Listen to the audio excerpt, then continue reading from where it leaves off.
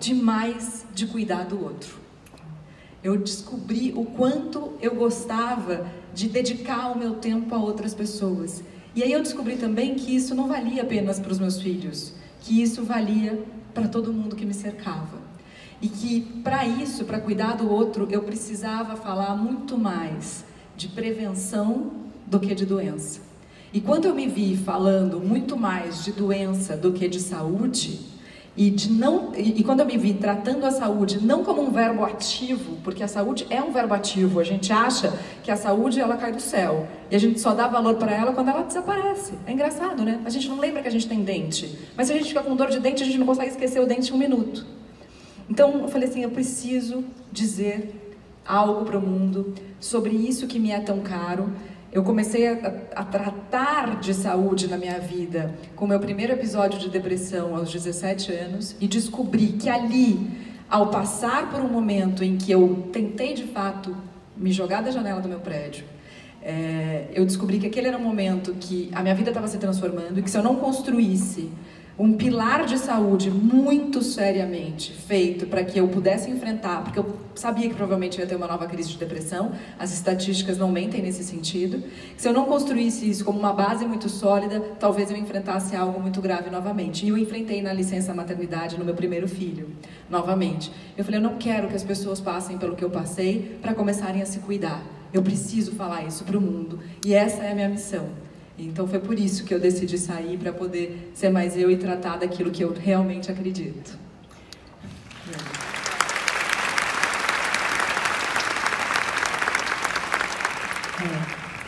Mafone, você falou que você aprendeu com seus pais que você tem uma missão no mundo e que conseguiu identificar ela muito cedo. Talvez pelas suas circunstâncias, né? Você estava diante de uma guerra o tempo inteiro. Mas não era uma guerra pessoal, era uma guerra física presente. Era um país em destroços, literalmente falando.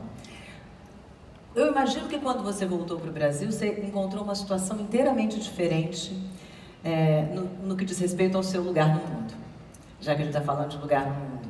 Não deve ser fácil ter vivido num país onde todo mundo está no mesmo barquinho e vir para um país que todo mundo diz que está no mesmo barquinho, mas não está no mesmo barquinho, né? Então, como é que foi isso? Você era muito pequenininha, né? E ao mesmo tempo você é muito sábia, sabe? Muito... Parece que tem mais idade do que tem. Como é que foi isso de voltar para o Brasil e enfrentar este país que a gente tem? Eu voltei para o Brasil aos 6 anos. E é interessante, né? Porque quando você está num país em guerra, você acha que a guerra é o maior problema. E aí, o meu maior problema e a minha maior guerra foi quando eu entrei na escola. Né?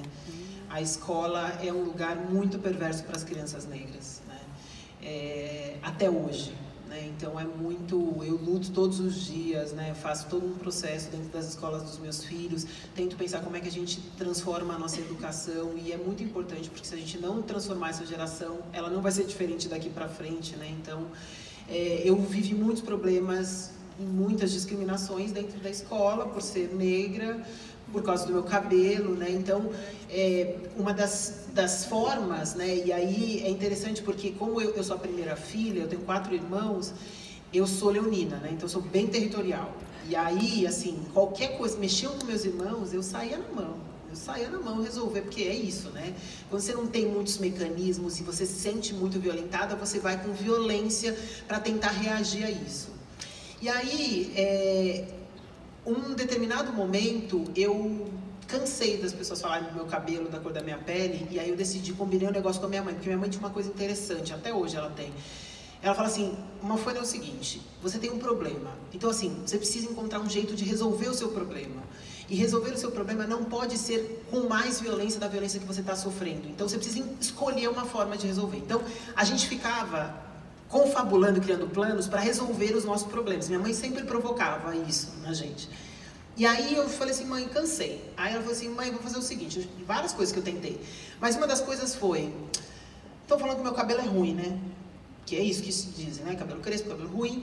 Eu falei, vamos mostrar que meu cabelo é bom. Vamos fazer, quantos dias letivos tem o ano? Aí eu falei, minha mãe falou 180. Eu falei, então a gente vai fazer 180 penteados no meu cabelo para mostrar que o meu cabelo é bom. Meu cabelo não te fez nada, ele não te agrediu. Então assim, ele é ruim por quê? Da onde vem o termo ruim? E aí aconteceram duas coisas muito interessantes quando eu fiz isso. Porque minha mãe, ela entrava nas nossas loucuras, né? Isso é muito importante. Os pais estarem muito perto e ajudarem as crianças a construírem as suas respostas. Não dar as respostas pelas crianças, né? E aí, quando aconteceu isso, eu descobri duas coisas. Que eu sabia provocar as pessoas e que eu podia fazer as pessoas mudarem de ideia sem ter que bater nelas. Que vamos combinar? É um aprendizado importante, né? Sensacional. E aí, quando isso aconteceu, eu deixei de ser a menina que tinha o cabelo feio, cabelo ruim, para ser a menina que todo mundo queria imitar.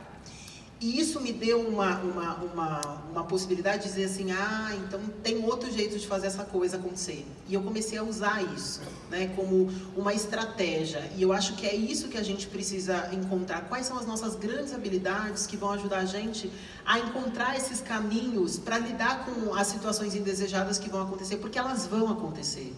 E hoje, né, eu que trabalho com violência contra as mulheres, eu estava contando um pouquinho antes, numa outra entrevista que eu dei, aqui, falando de o quanto a gente está com dificuldade, com baixa tolerância à frustração. Muito. Né? E isso tem gerado um nível de aumento de suicídio de meninas e um aumento assim, não é à toa, né? Nós somos o primeiro país em ansiedade e o 5º país em depressão, né? Então a gente não fala mais sobre saúde. A gente fala sobre doença, né? Então, eu acho super importante quando você traz e recupera, porque a gente tem que mudar esse jogo. Não dá pra gente jogar o jogo falando assim, eu não quero estar doente. Não, eu preciso estar saudável. É outra coisa. É outra história, né? Então, esse eu acho que é o exercício que a gente precisa aprender, né, a fazer. Criar esse novo jogo. Então, eu vou entrar nesse assunto, porque esse assunto me interessa muito, me afeta muito, e eu leio muito sobre isso. Sobre a cultura da doença ou a cultura da saúde. Principalmente da doença emocional. E para a mulher isso é uma coisa muito forte. Tem um pensador coreano que se formou na Alemanha, que eu li vários ensaios dele, e ele é um homem muito pessimista, mas nos dias de hoje me parece mais realismo do que pessimismo, e ele diz que nós somos uma geração de pessoas muito doentes emocionalmente. A nossa geração, o século passado foi o século das pessoas, das doenças virais, biológicas. E esse é o século das doenças neuronais, né? A depressão, a síndrome do pânico, o burnout. Eu entendo isso, mas o que é mais impressionante é a explicação que ele dá. Quando você vivia em pequenas comunidades, você conhecia as pessoas e as pessoas conheciam você. Você sabia o que esperar daquela outra pessoa porque você convivia com ela a vida inteira. Ela não precisava se conhecer. Ela se conhecia pelo espelho do outro. Ela sabia o que aquela comunidade esperava dela e ela sabia o que entregar para aquela comunidade. E hoje a gente tem uma obrigação que por um lado é incrivelmente emancipadora, de poder ser o que você quiser ser, e por outro lado é muita pressão, porque se você pode ser aquilo que você quiser ser, e as pessoas estão se produtizando muito por causa disso, se você que é o seu empreendimento não for mega bem sucedido, você, indivíduo, é um fracasso. Então, é muito ilógico que no momento em que você é mais independente para ser tudo o que você puder ser, você tenha tanta obrigação de ser alguma coisa que isso te deixe profundamente deprimido. E eu acho que as empresas, quando pedem demais de você, elas estão pedindo que você esteja em qualquer lugar, disponível a qualquer hora, e isso colabora para esse sofrimento. Então, como é que dá para a gente falar em equilíbrio num momento como esse da história? Desculpa a pergunta, Mariana, mas realmente... Então, pesou a barra. Eu acho que a gente passa por uma questão, você tocou num ponto absolutamente essencial, que é um ponto em que a gente nunca teve tanta possibilidade de escolha. Só que o lado perverso disso é que cada escolha é uma renúncia. E aí a gente não está acostumado a renunciar a tanta coisa. Quando a gente vai, por exemplo, num supermercado ou numa farmácia e tem que escolher um shampoo diante de uma infinidade de embalagens, a gente está renunciando a todas aquelas outras e fica com a sensação de que talvez se a gente tivesse comprado o outro, tivesse sido melhor para o nosso cabelo. Isso é uma coisa mais banal, né? Se a gente pegar isso e transferir para a quantidade de informações que a gente recebe hoje, diariamente, através de todas as telas que a gente tem. Um americano hoje, em média, tem 1,40 m de tela na casa dele, por indivíduo. A gente não foi feito para ver tela, a gente foi feito para fazer isso, para olhar olho no olho. E desse ponto de vista, cada minuto de tela só é cada vez mais prejudicial à nossa saúde. Eu, por exemplo, já estou começando a repensar no que eu estou fazendo, porque boa parte do que eu estou fazendo está na tela ainda. Será que o que eu estou fazendo, falando de saúde na tela, está certo? Ou eu vou ter que pivotar para ir para outro lugar? Isso é uma questão que está dentro da minha cabeça como empreendedora. O tempo todo. Do outro lado, os estudos mostram que quando que você entra num platô, por exemplo, na interação social em benefício da saúde? Só depois que você tem 14 horas por dia. Ou seja, se a gente passar 14 horas aqui conversando e trocando, a gente só vai estar fazendo assim, ó, para a nossa saúde, para o nosso bem-estar e para a nossa felicidade. O resto a gente vai estar dormir, né? Porque uma hora a gente vai ter que dormir. Então, a interação social é algo que é o mais positivo para a nossa saúde e para o nosso bem-estar, para a nossa felicidade, para a nossa longevidade, porque todos nós vamos chegar muito longe, muito mais longe do que as gerações anteriores. Claro.